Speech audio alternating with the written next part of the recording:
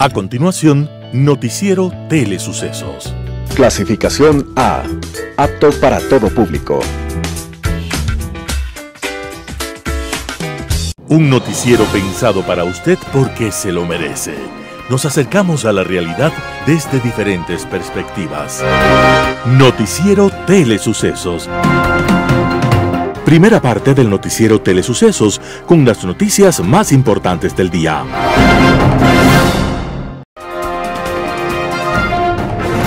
Un día como hoy. En el puerto de Bayona, una mañana invernal en el siglo XV, las pocas personas presentes aquella madrugada no podían creer lo que sus ojos veían. De en medio de la bruma, surgía sin previo aviso una figura fantasmagórica, pero altiva, que extendía sus velas airosas a la suave brisa mañanera. No se alcanzaban a escuchar los gritos, pero toda la tripulación estaba sobre cubierta, agitando sombreros y trapos y hasta sus propias camisas deshilachadas, en un gesto de euforia. Todos creían ya muertos a aquellos viajeros que habían partido hacía 8 meses, a la más arriesgada e histórica de todas las aventuras que el ser humano pudiese emprender. La nave que llegaba era la Carabela La Pinta, al mando de Martín Alonso Pinzón. Llevaba algunas baratijas, unas pocas piezas de oro, 4 guacamayas y 6 indígenas medio desnudos, temblorosos, exhibidos como animales raros en aquella mañana invernal. Fue en el puerto de Bayona, España, cuando por primera vez Europa supo de nuestra existencia, aunque todavía no tenía nombre para nuestro continente, y sucedió un día como hoy, 1 de marzo de 1493. Las principales noticias del día. Titulares.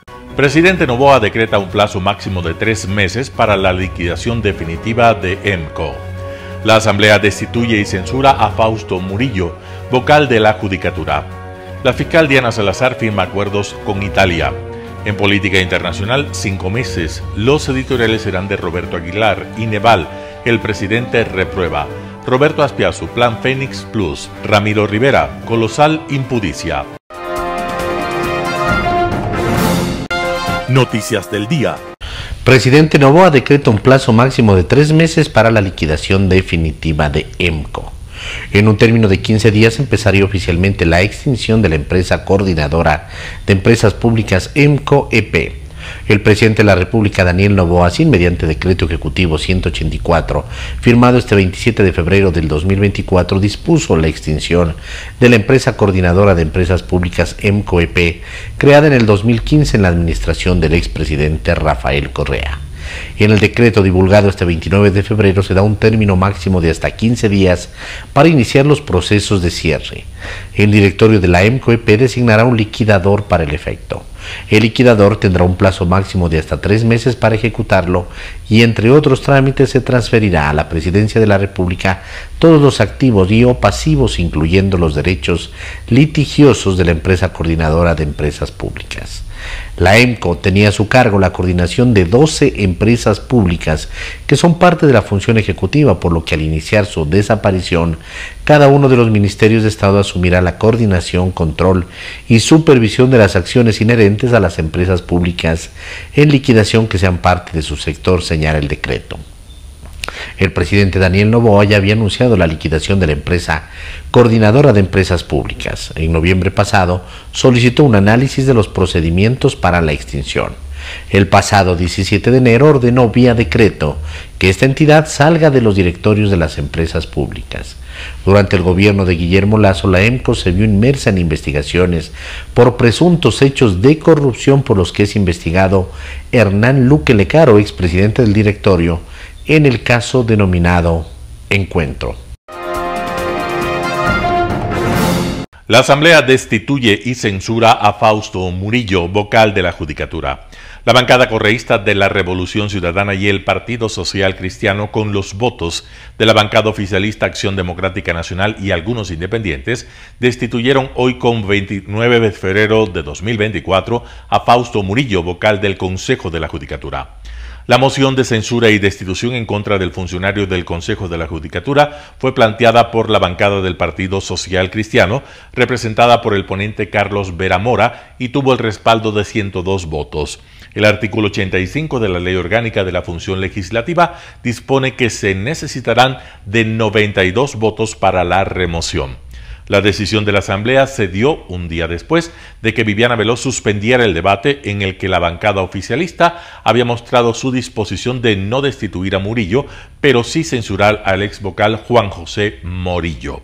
Murillo fue acusado por presunto incumplimiento y arrogación de funciones mientras ejerció el cargo del presidente del Consejo de la Judicatura. Sin embargo, Murillo aseguró que la arrogación de funciones no es causal de juicio político. Según indicó, las causales de juicio para los vocales son por delitos de concusión, cohecho, peculado o enriquecimiento ilícito, pero por ninguna de estas causales me pueden acusar, subrayó. En la misma sesión del Pleno, el ex vocal Juan José Morillo, investigado por la justicia ordinaria por presunto tráfico de influencias, también fue censurado. Fiscal Diana Salazar firma acuerdos con Italia. Las fiscalías de Ecuador e Italia firmaron un memorando de entendimiento para luchar contra las organizaciones criminales, el terrorismo y el cibercrimen a través del intercambio de información y actividades conjuntas de investigación y capacitación. El acuerdo fue suscrito por la fiscal general Diana Salazar y el fiscal nacional antimafia y antiterrorismo de Italia, Giovanni Melillo. El fiscal Melillo expresó su respaldo al trabajo que cumple la Fiscalía Ecuatoriana contra el crimen organizado y la corrupción en Ecuador. La fiscal Salazar se encuentra en Italia realizando una visita oficial a varias de las fiscalías de ese país. Se entrevistó con Nicola Gratteri, quien dirigió una de las más importantes investigaciones contra la mafia y el narcotráfico, más de 300 procesados. También se reunió con Antonella Cavalieri, secretaria general del Instituto Ítalo-Latinoamericano ILA. Esa organización se ha comprometido a proporcionar asistencia técnica para el desarrollo de las investigaciones y con los fiscales antimafia de varias regiones. Finalmente se entrevistó con el representante de la Fiscalía Nacional Antimafia y Antiterrorismo. El embajador de Italia en Ecuador, Giovanni Davoli, definió como histórico el acuerdo entre Italia y Ecuador. Marca un punto importante en la lucha común contra las organizaciones criminales, añadió. Después de agradecer a la fiscal Salazar su compromiso, Davoli subrayó que Italia está siempre dispuesta a luchar para que el Estado de Derecho triunfe contra sus enemigos. Entrevista del día. Edison Llanes, ex gerente del Metro de Quito, estuvo en Radio Sucesos. Habló sobre las dificultades que ha presentado el Metro de Quito. Escuchemos lo que dijo. Esos detalles hay que corregir, hay que trabajar sobre la marcha. Me supongo que la administración actual de Metro está trabajando muy fuerte en eso. No es un proyecto sencillo. Está pasando lamentablemente lo que me permití advertir en su momento. Si cambian el modelo de contratación a un modelo que lo hicieron de contratación pública y de servicios, se contrata el operador, pero los mantenimientos van a requerir de concursos independientes, de contratos independientes, y eso lo que genera es más tiempo y más burocracia y más costo. Este momento, a ver, no está funcionando el sistema de ventilación. El operador internacional, ¿qué va a decir? Mi responsabilidad no es. A mí me contrataron para operar. Hay una falla en el sistema de recaudo. ¿Qué dice el operador internacional? Mi responsabilidad no es. A mí me contrataron para conducir los trenes. Claro. No. Entonces, claro, Metro tiene que regresar. A mí no me contrataron para cobrar. Tiene que regresar y hablar con el que va a hacer mantenimiento de un subsistema, con el que va a hacer el mantenimiento del otro subsistema. Y eso lo que genera es que estemos jugando ahí en un florón en donde está la culpa. En la lógica empresarial, si empiezan a subir los costos de un proyecto, lo que usted hace es trasladar todo eso a la tarifa. ¿Cierto? Y que sea el usuario el que tenga que pagar más por este servicio. Esto no es dable en estas circunstancias porque apenas han pasado 3 meses, ¿no es cierto?, de operación del tren, y además parece ser que no va a suceder aquello. A ver, es importante recalcar un tema. O en algún momento sí hay que elevar la tarifa. Hay importante recalcar un tema. La tarifa real para poder operar el metro sin subsidio, sin nada, es de $1.08, o era $1.08 con los costos que le mencionaba. Hoy en día, si los costos están más altos, posiblemente haya que generar otro cálculo y la tarifa salga más alta. ¿Más o menos cuánto? Si sube como 20 millones, podríamos estar hablando como de $1.50. Pero vamos a una realidad. La Constitución del Ecuador garantiza una tarifa socialmente justa, que nadie la ha definido. Nadie ha dicho quién es. Es un concepto, ¿no? Sí, claro, pero hay que definirlo. En Latinoamérica, la tarifa socialmente justa está fijada en un porcentaje de gasto del salario mínimo vital. Es decir, la gente en una ciudad va a gastar el 10% de sus ingresos en transporte. Listo, esa es la norma y eso se respeta. Entonces las tarifas se calculan en base a una cantidad de viajes de una familia tipo que pueda pagarla con un salario básico mínimo y la diferencia subsidia el Estado y se respeta una tarifa social. Eso dice nuestra Constitución. Es por eso que en las ordenanzas para que el metro opere está la creación del Fondo de Transporte o Sostenibilidad de Transporte, que originalmente era el Fondo Metropolitano de Transporte, que tampoco se ha creado. Entonces, esos detalles que permite integrar, que permite generar sostenibilidad, que permite mantener una tarifa accesible y asequible para la ciudadanía, todavía están ahí en el aire sin que haya un avance prometedor. Bueno, será cuestión en algún momento, ¿no? En algún momento de preguntarle a la gente, consultarle a la gente si $1.50 no será una cantidad razonable ante un viaje que antes era de 3 horas. Yo tengo que decir ahí que yo he tenido una falla en las predicciones y hay que reconocerlo. La tarifa, la ordenanza dice que la tarifa integrada puede ser máximo de 60 centavos. Hoy no se está respetando, hoy se paga 45 más 35 más 35, la gente está pagando más de $1 algo en el sistema de transporte. Sin embargo, no ha habido protesta de la gente. De ahí Yo mencionaba, 50 centavos más. exacto, yo mencionaba que es posible que la gente proteste porque obviamente no se está respetando lo que dice la ordenanza. Me he equivocado y la gente no está protestando por este tema. Entonces yo creo que es importante ahí reconocer que estas cosas están pasando, si hay capacidad de pago, no hay capacidad de pago, porque al final la plata pública para subsidiar tiene que ser muy eficiente. El metro necesita subsidio. Estamos pagando ahorita 75 millones anuales, que es el presupuesto de la empresa, y transportando 130.000 personas diarias a un promedio de 40 centavos. La plata no alcanza. El trole recibe entre 45 y 50 millones anuales de subsidio para dar el servicio que da. Y los buses de superficie necesitan subsidio.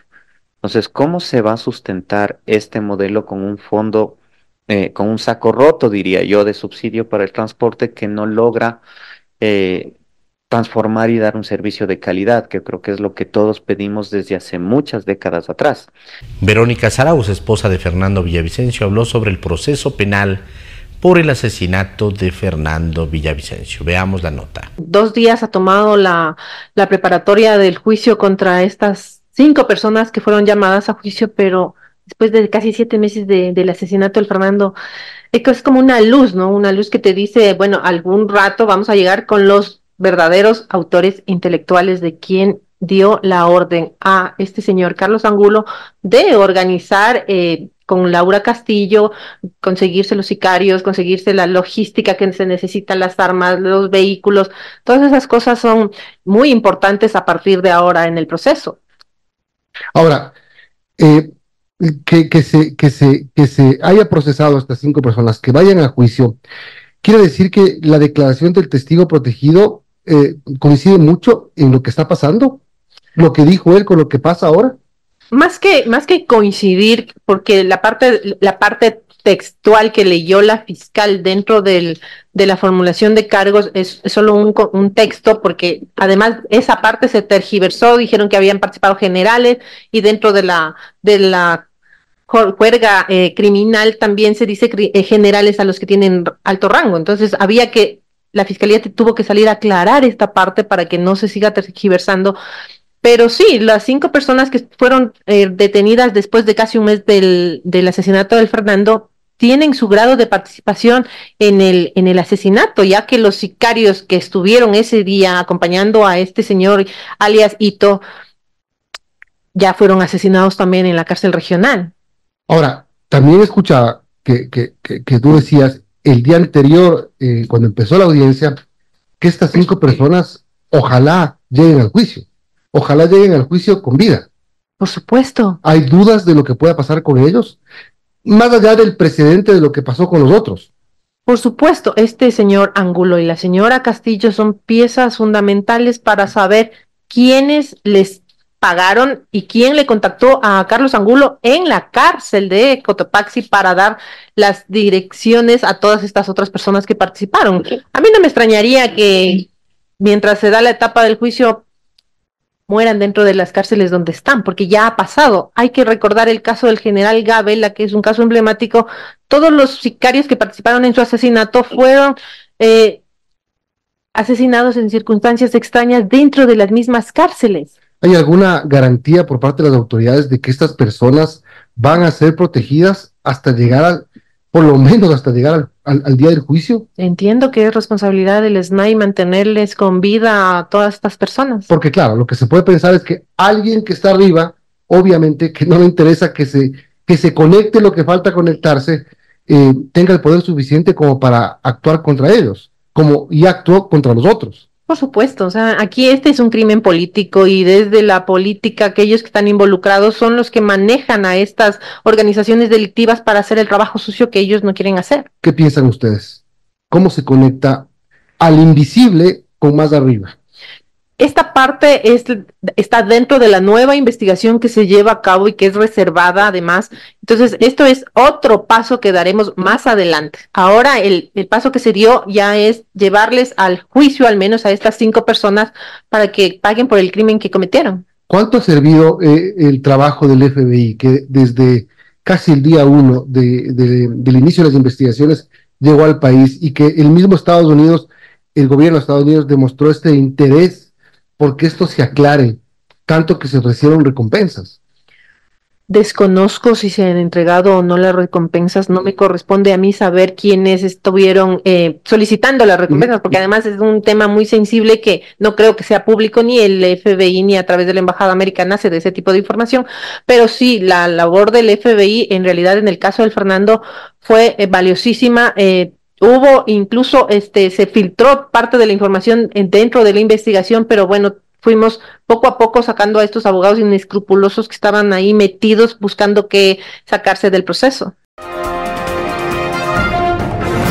En Impacto Informativo, Vladimir Cerón, experto petrolero, habló acerca del cierre del ITT y la producción petrolera. Les dejamos con la nota. Efectivamente, la pregunta es realmente complicada contestarla en el sentido de que esto viene de atrás. Año 2022, en la administración del gerente general Ítalo Cedeño. Ahí fue el primer problema que se dio en la Corte Constitucional, efectivamente los Díaz Unidos, ellos impulsaron de que en el Ispingo no se perfore ni un pozo desde el inicio. El ingeniero Ítalo, él obviamente con su equipo legal, fue a la Corte Constitucional y sustanció suficientemente los recursos, las explicaciones técnicas, la parte económica, y prácticamente se autorizó la perforación sobre las 2 plataformas, la A y la B, de la cual ahora se está produciendo sobre los 50,000 barriles de petróleo por día, digamos en forma general, pero que esta parte de este campo sí está aportando alrededor de 40,000 barriles de petróleo. O sea, se estaba haciendo lo que por lógica debe hacerse en todo campo petrolero, que produzca más, tanto más que de alguna manera el ITT es un campo joven. Sí, pero lo que hay que aclarar es de que desde el inicio hubo esa negativa desde estos grupos, pero en esa administración se pudo avanzar y obviamente hubo la autorización para poder perforar las plataformas A y B que ahora vienen produciendo ya por más de 2 años, 1.200 millones de dólares, y lamentablemente en esta última administración, en el año 2023, no pudieron explicar claramente de que no era posible hacer una consulta popular, ya que realmente no hay justificativo ni técnico y creo que en lo legal tampoco, ¿no? Entonces, si hubiera habido otra administración o hubiera continuado la administración del ingeniero Ítalo Cedeño, con certeza hubiéramos seguido perforando las otras plataformas porque se autorizaron 7 plataformas. ¿Cuánto habríamos alcanzado en términos de producción nacional si se seguía el cronograma? Si seguía el cronograma, a la fecha estuviéramos produciendo 550,000 barriles de petróleo por día. Hay que tomarlo en cuenta que ahora, ¿qué es lo que se está sucediendo?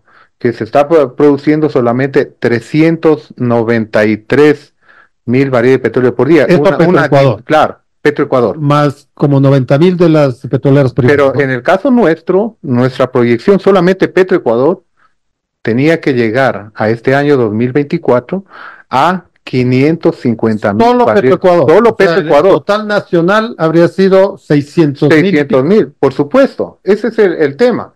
O sea, estamos hablando de un perjuicio de más de 3.000 millones de dólares que lamentablemente no se ha podido, las administraciones, a partir de lo que salió el ingeniero Ítalo Cedeño, no han podido sustanciar ni en la parte legal, ni tampoco poder explicar al pueblo ecuatoriano que realmente la industria petrolera ha avanzado y existe tecnología suficiente para poder perforar en subsuelo sin afectar la superficie, la biótica, la vida silvestre, etcétera, etcétera. Ahora, sin el aporte del ITT, ya en la matemática, la producción nacional sería de 427.000 barriles diarios, o sea, más o menos la que se tenía en el año 2003, hace 20 años. Sí, es lamentable porque hay que tomar en cuenta, ¿no?, de que como recursos, el Ecuador tiene alrededor de 50.000 millones de barriles que tienen que ser investigados, desarrollados y producidos. O sea, prácticamente nosotros... son las reservas que nos quedan. Claro, nosotros estamos pareciéndonos cada día más a Venezuela. Sí, Venezuela es el país que tiene los recursos más grandes en el mundo, en petróleo y gas, pero lamentablemente está produciendo solamente 600.000. Un panorama de noticias para su estatura intelectual.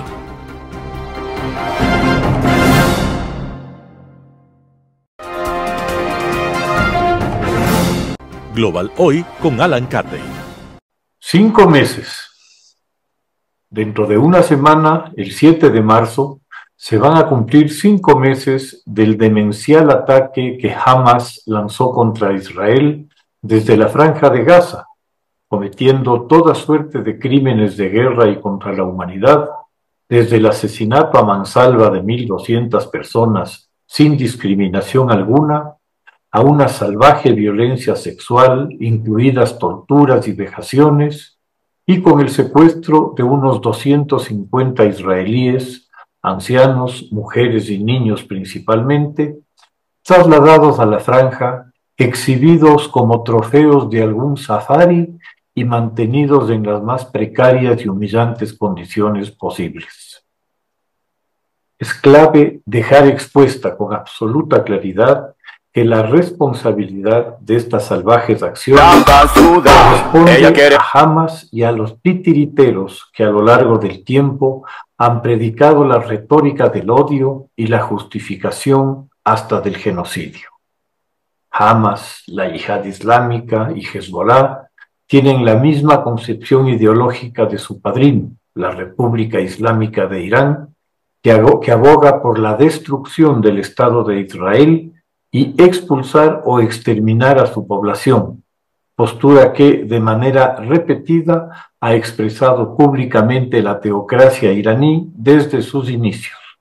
Hamas lo expresa además enfáticamente en su constitución. La cuidadosa preparación del ataque refleja una premeditación de larga data, incluyendo el entrenamiento intensivo de combatientes dentro y fuera de la franja, una importante labor de inteligencia, el equipamiento de los asaltantes con armas y equipos específicos y sofisticados, y el desarrollo previo de unas infraestructuras para resistir la inevitable reacción israelí de un volumen considerable, consistente en una red de túneles bajo la ciudad de Gaza de más de 800 kilómetros de longitud, con centros de mando y áreas de descanso subterráneas. Para tener una relación comparable, el metro de Quito, que costó 2.000 millones de dólares, tiene una extensión de 23 kilómetros. Resulta evidente que Hamas lanza su ataque en la forma en que lo hace, conociendo cómo reaccionará Israel y buscando esa reacción. Es lógico formularse la pregunta del por qué y se han planteado algunas hipótesis para su explicación.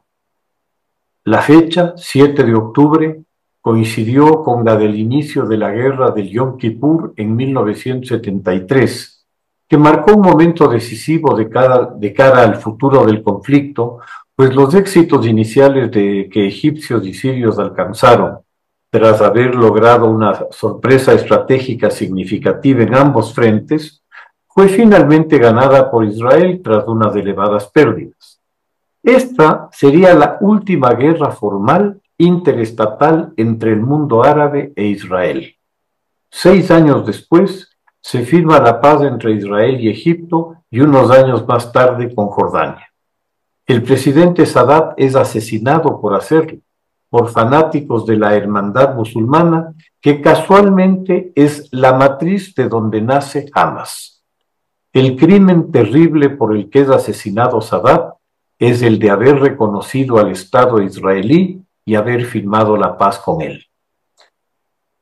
El momento escogido, más allá de la fecha, es también importante, pues al parecer se hallaban bastante avanzadas las gestiones diplomáticas para, dentro de los llamados acuerdos de Abraham, establecer relaciones diplomáticas plenas con el reconocimiento al Estado israelí incluido por Arabia Saudita en una continuación de lo que ya pasara con otros estados árabes del Golfo y con el Reino de Marruecos.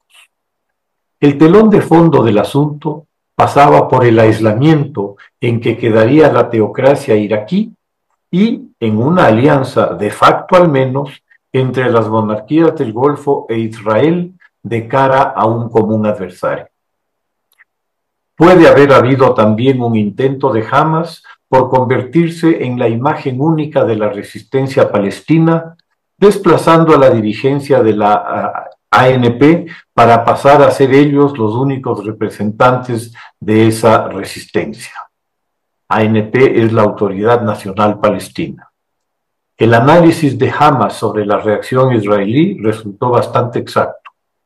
No cabía otra, dada la naturaleza del actual gobierno israelí, una coalición de grupos extremistas, religiosos y políticos en torno a un Netanyahu del ala más extrema del Likud, lo que ya es mucho decir, cuyos objetivos expresados ahora con absoluta claridad pasan por evitar a toda costa la formalización real de un Estado palestino, el corolario de muchos años de su accionar, alentando y defendiendo a colonos judíos asentándose en territorios que nunca fueron parte de Israel, cuya creación como Estado, aunque esto le signifique un amargo trago a Netanyahu, no se produce por alguna bíblica intervención divina, sino por algo más prosaico, una resolución de unas Naciones Unidas recién constituidas que resuelve en un mismo acto y documento la creación en el llamado Mandato de Palestina de 2 estados, uno árabe, otro israelí, con unas fronteras definidas y con una Jerusalén con un estatuto especial por consideración a su importancia religiosa para musulmanes, cristianos y judíos. El objetivo principal de Hamas, descarrilar cualquier nuevo acuerdo entre los estados islámicos de Israel, se ha cumplido y no es probable en el corto plazo que vaya a reanudarse. El principal ganador y beneficiario de esta disrupción es sin duda Irán, que logra evitar in extremis la firma de un reconocimiento a Israel con la implícita alianza, sobre todo militar, para proteger a las monarquías del Golfo del creciente apetito iraní. Resulta por demás sorprendente el fallo de la afamada inteligencia israelí, que no logró ver el alud que se avecinaba, pese a las señales que se tenían, tal vez por estar demasiado ocupada con la situación de creciente tensión en Cisjordania por los incidentes cada vez más violentos originados en la usurpación de tierras palestinas por colonos judíos, en gran parte sionistas o ultraortodoxos radicales. La reacción israelí, expresamente declarada así por el mismo Netanyahu, se enmarcó en un propósito de venganza que solamente se cobraría con la destrucción y la eliminación física de Hamas en la Franja de Gaza, algo de muy difícil logro, particularmente después de lo que ha ocurrido hasta hoy. Netanyahu ha logrado, con la matanza perpetrada en Gaza, que Hamas se convierta para los gazatíes que han sufrido una desmedida agresión al ser bombardeados y muertos o heridos, al ver sus viviendas arrasadas, sus ciudades borradas del mapa, sus escuelas y hospitales en ruinas, en unos héroes que se enfrentan al enemigo solamente armados con su fe y su valor. En un etos de profundo resentimiento, Hamas tiene garantizada una nueva generación de combatientes a los que unirá, además del odio, la común tragedia de los ya 30.000 muertos, en su mayoría mujeres y niños, los 70.000 heridos, privados de los más elementales servicios de salud y medicinas, del 1.000.000 o más de desplazados para vivir en tiendas y buscar comida en la basura. Se habla de una posible tregua como un cese al fuego inicial para un intercambio de los rehenes israelíes por palestinos presos, algo que ya se dio por una semana en diciembre, pero los obstáculos son grandes de lado y lado. Netanyahu ya se anticipó a declarar que con tregua o sin ella atacará a Rafah, la última ciudad importante de la franja que aún no ha sido atacada, algo que obviamente produce sombras en el proyecto de tregua. El presidente Biden ha expresado optimismo sobre esta posible tregua, pero no se sabe qué posibilidades reales existen. Israel perdió mucho del apoyo y solidaridad que inicialmente recibió tras el ataque de Hamas, y en la guerra del relato y la imagen ha sido ampliamente desbordado. Son ya muchas las voces, entre sus aliados cercanos inclusive, que le exigen moderación y apertura, encontrándose con un Netanyahu que dice y hace exactamente lo opuesto. La paciencia tiene límites y así se lo han hecho saber a Israel. Muchas gracias. Editorial. Ineval, el presidente reprueba. Roberto Aguilar, El Expreso. Originalmente, balbucea el presidente Daniel Noboa en CNN, y vale la pena citarlo en extenso, se iba a dar chatarra, el cual los Estados Unidos legalmente la podía obtener, y después de eso, basado sin violar ningún acuerdo internacional, se lo iba a redistribuir. Para nuestra misma sorpresa, los Estados Unidos comunica públicamente de que eso va a ser llevado para un conflicto armado en Ucrania, lo cual nosotros no queremos ser parte, el cual nosotros no queremos triangular tampoco armamento, y el cual no queremos andar violando tampoco ningún tratado internacional. Entonces, ¿qué dijimos en ese momento? Ya si es que públicamente esa es la idea, nosotros no podemos seguir adelante con eso. Fin de la cita. Hasta aquí las palabras confusas del presidente Noboa, que dijo lo que ya se sabía, que hubo un acuerdo y se echó para atrás. ¿Pero por qué? Eso no lo sabe explicar. Le faltan recursos verbales. Qué curioso, el presidente administra escrupulosamente todos los aspectos de su presencia física con el fin de tener control sobre el mínimo detalle significativo. Nada deja al azar Daniel Noboa. Comunica con las manos, con los gestos, con el atuendo. Para esta entrevista eligió una chaqueta de cuero negro, corta, ajustada a la cintura, cerrada al cuello, con el castrense aplique bordado con su nombre y el emblema de la Fuerza Aérea sobre el pecho. Imagen del hombre de acción que conduce un conflicto armado interno. Con las palmas de las manos separadas y los dedos estirados, junta las yemas para componer ese famoso gesto de seguridad y confianza en uno mismo que recomiendan los especialistas en la pseudociencia del neuromanagement, y que él probablemente encontró en la revista Hola u otra por el estilo. Frunce el ceño y tensa los labios en ademán de esfuerzo mental. Luego uno lo oye hablar y el tal esfuerzo mental se va por un caño. Era puro bluff. ¿Aprobaría el presidente de la República las pruebas Ineval? ahora que tanto se habla de ellas por sus desastrosos resultados en la materia de lenguaje? Desde luego que no, reprobaría con ganas. Esto no tiene nada que ver con la simpleza de hablar correctamente en el sentido socialmente aceptable. Estamos hablando de la incapacidad de manejar estructuras complejas como oraciones subordinadas. Cuando el pronombre relativo el cual se convierte en el único conector del que dispone un hablante para facilitar la transición entre dos ideas, corresponda o no a la relación lógica entre ellas, queda claro que esa persona no entiende lo que está diciendo, o no lo tiene claro, porque el lenguaje no es el envoltorio del pensamiento, el lenguaje es el pensamiento. Quien habla a martillazos también piensa a martillazos. Volviendo a las palabras del presidente, lo que nos queda claro de su deplorable fárrago, porque el lenguaje se venga de quienes lo mutilan, como decía George Steiner, de modo que hay algo que siempre queda claro. Es que todo estaba bien con la entrega de chatarra rusa para Ucrania hasta que Estados Unidos lo hizo público. 2 veces pronuncia Noboa la palabra públicamente y carga sobre ella todo el sentido de sus frases. En suma, Ecuador entregaba chatarra rusa para Ucrania, pero una vez que la operación se hizo pública, entraron en juego otras consideraciones. Los conflictos de interés del bananero Noboa, su incapacidad de tomar una postura frente a la guerra de Ucrania, su tibieza. Él es incapaz de explicarlo. Diseñado para eludir los requisitos del significado o deslizarse entre ellos sobre la tabla de surf del pronombre relativo, el nuevo analfabetismo que encarna el presidente de la República marca el punto más precario de la moral y de la política que hayamos conocido desde el retorno a la democracia. Roberto Aguilar, El Expreso. Plan Fénix Plus, artículo de Roberto Azpiazu publicado en Diario El Universo.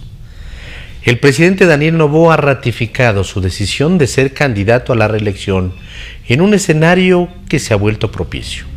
La militarización de las cárceles poniendo fin a su condición de centrales del narcotráfico es un éxito. Lo propio mantener a las Fuerzas Armadas en una continua movilización de control en las barriadas de más alta peligrosidad del país. A resultas, los índices de criminalidad se han desplomado y por primera vez en mucho tiempo renace la esperanza de recobrar la paz social. 3 meses de mano firme han develado la inoperancia del gobierno anterior, que en 2 años, 8 meses fue incapaz de garantizar la seguridad ciudadana.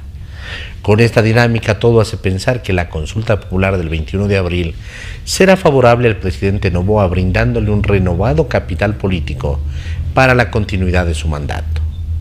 Aunque lo previsible es que, promediando el final de mayo, cuando se inicie el año de cierre de su corto periodo, empiece a depender de la suerte de otro factor que condicionará su popularidad: la marcha de la economía. La presentación de la proforma presupuestaria del 2024 deja muchas interrogantes sobre sus proyecciones. Un crecimiento de apenas 0.8% anual significará la continuidad de la prevalencia del empleo informal sobre el formal, a la vez de la tendencia de familias ecuatorianas desesperadas a migrar rumbo a los Estados Unidos. La aplicación de la reforma tributaria y sobre todo del IVA al 15% a partir del 1 de abril tendrá un impacto sobre el consumo e inevitablemente un efecto recesivo. Sin embargo, tampoco hay muchas opciones ante el descalabro de las finanzas públicas. En la proforma se prevé que el Plan Nacional de Inversiones, PNI, será de 1.734 millones de dólares, una fracción de lo que se invertía durante el boom petrolero del correísmo entre los años 2007 y 2013, que al acabar dio paso a un periodo desenfrenado de deuda pública externa e interna que inercialmente nos ha llevado a la presente ruina. Cabe reiterar que la única forma de compensar la falta de inversión pública es a través de la inversión privada. Por citar, hay 10 proyectos de energías renovables no convencionales, ERCN, por 800 MHz que están firmados, representando una inversión de 1.000 millones de dólares. Pero el Ministerio de Economía y Finanzas, MEF, no encuentra la fórmula para garantizar el pago de la energía generada que se entregará a las 11 distribuidoras estatales. Es el desafío que tiene entre manos el gobierno, que no debe dejarse estorbar por el burocratismo y estatismo prevaleciente en la institucionalidad del sector público. Un factor que coadyuva la gobernabilidad en este irregular entorno es la buena relación que se ha articulado entre Ejecutivo y Legislativo, especialmente entre el presidente Noboa y el presidente de la Asamblea Nacional, Henry Kromble. Sin duda se mantuvieron en concierto para torpedear el proyecto de reformas al Código Orgánico Integral Penal COIP, promovido por el correísmo en su siniestro objetivo de impunidad. Ante el escenario electoral que se aproxima, el éxito de la seguridad no será suficiente. Es el concepto del Plan Fénix Plus para impedir que la narcopolítica vuelva al poder. Roberto Aspiazú, El Universo. Colosal impudicia. Ramiro Rivera, El Comercio. Ni en los peores momentos de la función legislativa se ha intentado torcer el ordenamiento penal para alertar a los indagados, institucionalizando el corre ve y dile, haciendo de los asambleístas confidentes de los delincuentes, pretendiendo anular sentencias condenatorias ejecutoriadas al crear una cuarta instancia a cargo de relatorías y comités y organismos internacionales sin competencia, restituyendo la participación política de los corruptos, a pesar de que la consulta popular del 2018 los inhabilitó. Además, incluyendo una transitoria que permitiría perseguir o condenar hasta los jueces constitucionales. Los astutos del correísmo intentaron en el seno de la Asamblea Nacional pasar una reforma aberrante que habría despedazado la débil institucionalidad y premiado al mundo delictivo. ¿Qué sucedió? Los novatos asambleístas no leen los informes y textos. ¿Descuido? ¿Ingenuidad? ¿Candidez? ¿Una complicidad malograda entre las alertas y el rechazo ciudadano? ¿Desatención y desidia o una trampa tendida en la que cayeron? Es algo grotesco y estrafalario, cochino y repulsivo que da lo mismo. ¿Cómo fue posible que semejante descaro no haya sido advertido en el interior de la Comisión Legislativa? ¿Es gobernabilidad este torpe intento de pulverizar lo poco rescatable de la justicia? Lo más probable es que la insólita y obscena intención de conferir una graciosa impunidad a los jefes y amigos que han vaciado el patrimonio público agonice en el archivo o sucumba en el voto negativo. El más elemental pudor y ética así lo espera. El correísmo y su caudillo transitan una etapa de ansiedad y derrumbe.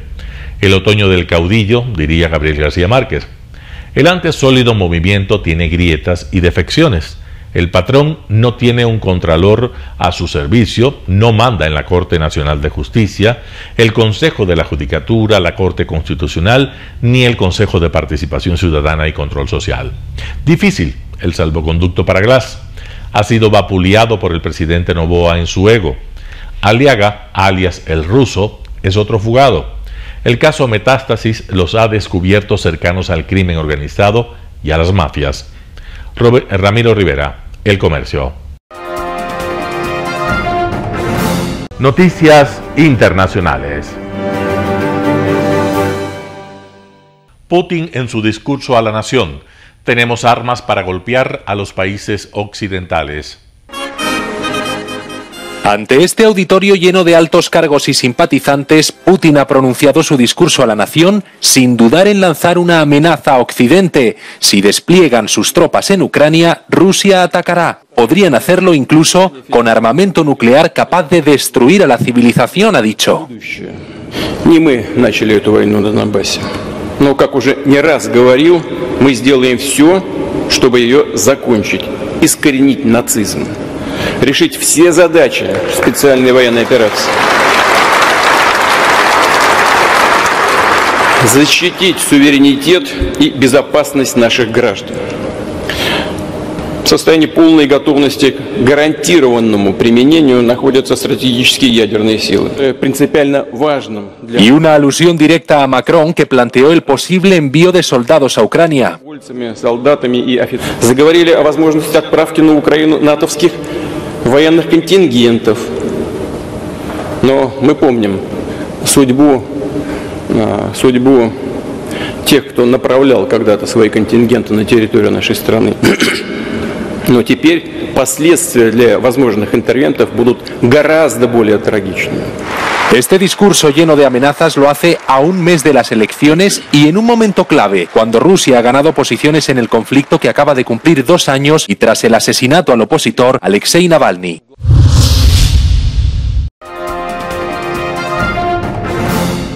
Al menos 25 muertos en el último ataque de Israel sobre la Franja de Gaza. Son los últimos bombardeos de Israel, esta vez sobre varios campos de refugiados en la Franja de Gaza. Han muerto 25 personas en estos ataques. Hay varios edificios destruidos y sigue la búsqueda de cuerpos entre los escombros. Existe preocupación internacional por la dificultad que hay para enviar ayuda humanitaria a Gaza.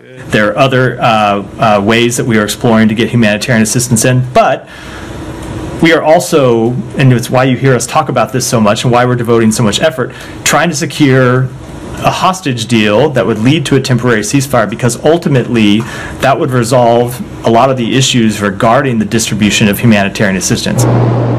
Israel ha destruido más túneles e infraestructuras utilizadas por Hamás y habrían acabado con 8 objetivos terroristas. Las negociaciones para un alto el fuego y la liberación de los rehenes siguen en Qatar, mientras los bombardeos no cesan.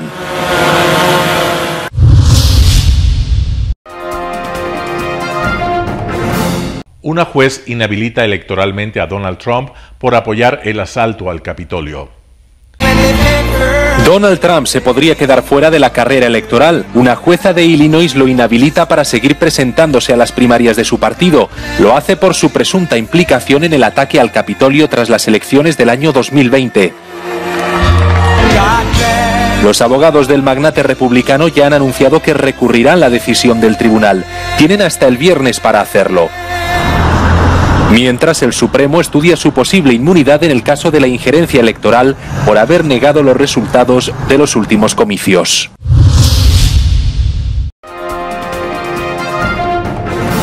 Madrid convertirá oficinas infrautilizadas en 20.000 pisos.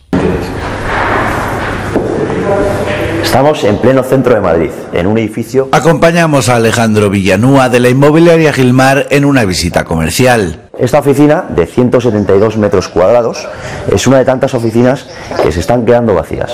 Espacios ocupados antes por escritorios, ordenadores e impresoras que no han sabido adaptarse a la era post-COVID. Solo en el centro de Madrid hay más de 180 edificios de oficinas que pronto podrán tener una nueva vida. La oficina tiene luminosidad, tiene ventilación, el proyecto que habría que hacer sería mínimo para adaptarlo a vivienda y el espacio es más que suficiente incluso para sacar varias unidades. La expansión del teletrabajo está dejando infrautilizadas cientos de oficinas como esta en la capital de España. Madrid pretende ahora transformarlas en hasta 20.000 pisos en una ciudad donde se necesita desesperadamente aumentar el parque de vivienda. Los españoles acuden de media algo menos de 3 días por semana a la oficina. Los centros de trabajo están cambiando, con menos puestos de trabajo y más espacios colaborativos. Las empresas están buscando espacios más colaborativos para adaptar y atraer de nuevo a los empleados a la oficina, y pues los edificios más obsoletos que no se están adaptando a estas nuevas tendencias pues serán objeto de una transformación. Pues podría ser la solución a esa falta de stock del parque residencial, siempre y cuando la normativa urbanística y arquitectónica lo permita. El Gobierno Regional de Madrid pretende facilitar los cambios de uso de oficina residencial por un plazo inicial de 2 años, pero pese a que la demanda de viviendas es mayor en el centro de la ciudad, la mayoría de las oficinas vacantes se concentran en el extrarradio. Su transformación solo podrá ser exitosa si se les dotan de servicios, no solo para trabajar, sino también para vivir. En Madrid, Jaime Velázquez, Euronews.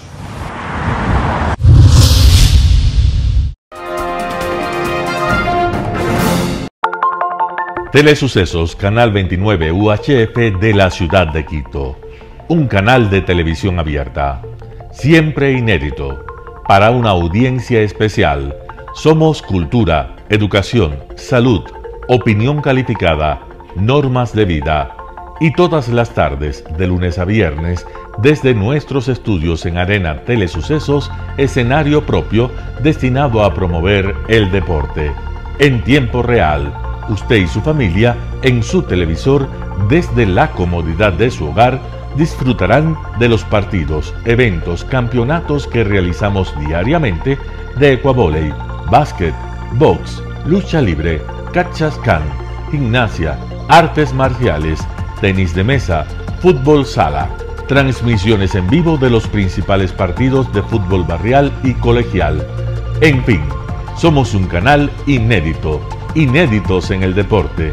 Transmisiones de acción y conocimiento en el deporte. Espacio diario conducido por el arquitecto David López todas las tardes, de lunes a viernes, de 4 a 5 de la tarde. Siempre inéditos y distintos, siempre jóvenes. Personajes jóvenes de generaciones nuevas.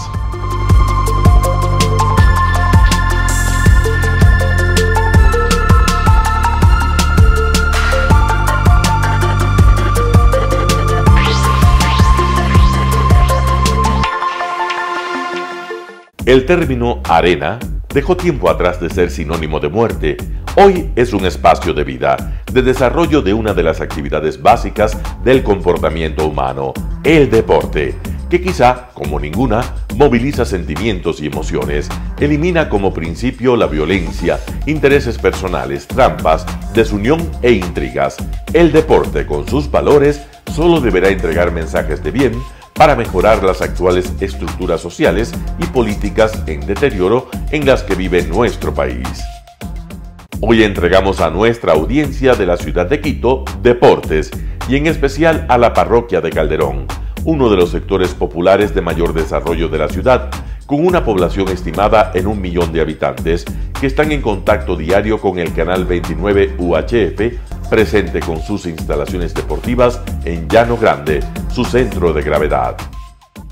Telesucesos, desde nuestro estudio principal y en el de Arena Telesucesos, es el único medio de televisión que transmite de lunes a viernes 4 horas diarias de diversos eventos y novedades deportivas: el ecuavóley, básquet, tenis de mesa, halterofilia, taekwondo, esgrima, box, cachascán, gimnasia olímpica. Pueden ser observados en Canal 29 UHF y en todas las redes sociales en su televisión, sin ningún costo, desde la comodidad de su hogar, en nuestro canal y en las redes sociales. Arena Telesucesos es el escenario en donde el deporte tiene vida. Nuestros invitados y jugadores están en la cancha junto a usted y como nunca antes en la pantalla de su televisor, acercándole a un espectáculo inolvidable de luz, color y fiesta. Por fin usted encuentra el deporte que practica y que nunca es transmitido ni considerado por otros medios de comunicación con la importancia que nosotros le damos. El ecuavóley es el gran protagonista en una cancha con todos los estándares y comodidad para su práctica. Es el único deporte ecuatoriano con partida de nacimiento ecuatoriana. Somos inéditos, nos acercamos al deporte popular de nuestra gente que comparte nuestros esfuerzos. En Arena Telesucesos, aparte del atractivo de los eventos deportivos que transmitimos con nuestra señal a los televisores de su hogar, también entregamos muchos de los valores que encierra el deporte y en especial privilegiamos nuestra identidad nacional en el ecuavóley, jerarquizando su presencia como el deporte con partida de nacimiento en nuestro país. Telesucesos no solo entrega en su programación de deportes un espectáculo, sino que impulsa, privilegia y exige a quienes participan que sean parte de los valores y méritos que el deporte encierra: esfuerzo, superación, perseverancia, respeto, solidaridad, compañerismo, disciplina, puntualidad, sana competencia, honradez en la cancha y fuera de ella. La práctica deportiva siempre generará beneficios positivos para su cuerpo y entregará salud estable, pero refuerza además la identidad personal y premia siempre el éxito conseguido. Estamos entregando a nuestra ciudad con Arena Telesucesos un esfuerzo más de un medio que es fiel a su identidad y que a través de sus contenidos de salud, cultura, opinión calificada y ahora deportes, pretende difundir lo que, aparte del entretenimiento, requiere nuestra gente. Lo hasta ahora realizado está hecho con mucho esfuerzo, pasión y el entusiasmo de nuestra parte, de nuestros empleados, trabajadores y pequeños empresarios que creen en nuestras motivaciones. Hemos dado los primeros pasos para este proyecto que seguiremos haciéndolo gracias a ustedes. Telesucesos, siempre inédito, nuestro canal online a la vanguardia tecnológica, 24 horas de programación continua a través de Internet. Telesucesos Internacional. En el Ecuador y en el mundo, Telesucesos Internacional. ¿Cómo nos sintoniza? Ingresando a www.telesucesos.net. Telesucesos Internacional. Telesucesos, el canal de televisión siempre inédito. El noticiero Telesucesos es retransmitido de lunes a viernes a las 7 horas por Radio Planeta Sur 106.1 FM de la ciudad de Loja. Noticiero Telesucesos.